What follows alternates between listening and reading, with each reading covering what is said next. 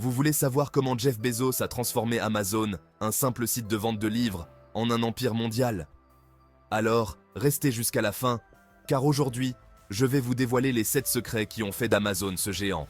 Et avant de plonger dans ces conseils puissants, assurez-vous de vous abonner pour ne rien manquer des stratégies des plus grands visionnaires. Allez, c'est parti! Jeff Bezos, ce gars qui a démarré Amazon dans son garage et qui, aujourd'hui, domine le monde de la technologie, du commerce et bien plus encore. Vous voulez savoir comment il a fait? D'abord, laissez-moi vous dire, Jeff n'était pas seulement un vendeur de livres, c'était un visionnaire, prêt à prendre des risques insensés, mais calculés.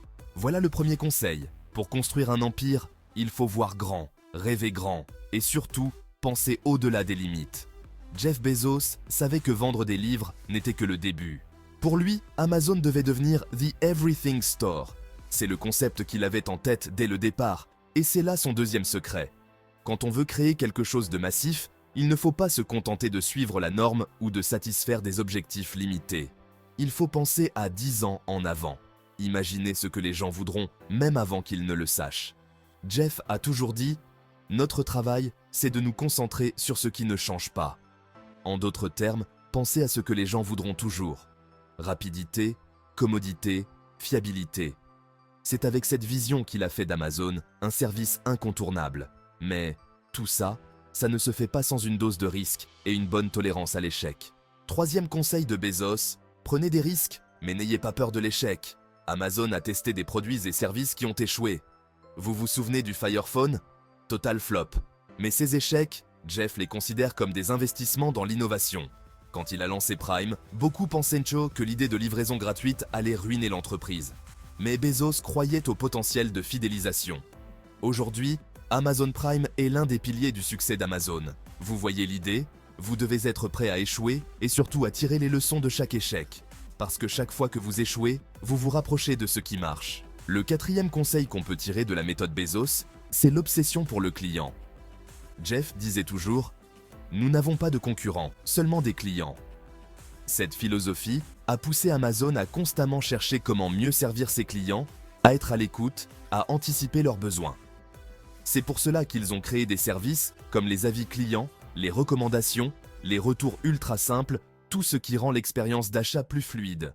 Alors, prenez une page du livre de Bezos. Chaque décision que vous prenez, demandez-vous si elle améliore la vie de vos clients. Mais pour exécuter tout ça, il faut avoir une structure solide. Et c'est là qu'on arrive au cinquième point essentiel, l'obsession de l'efficacité. Pour Jeff Bezos, chaque centime compte. Chez Amazon, ils appellent ça la frugalité opérationnelle. Bezos était connu pour demander aux employés de limiter leurs dépenses inutiles, de trouver des moyens de faire mieux avec moins. Vous n'avez pas besoin de bureaux luxueux ou d'avantages extravagants pour réussir. Ce qu'il vous faut, c'est un système efficace, focalisé sur la croissance et la durabilité. Gardez vos coûts bas, maximisez vos résultats. Sixième conseil, créez une culture d'innovation.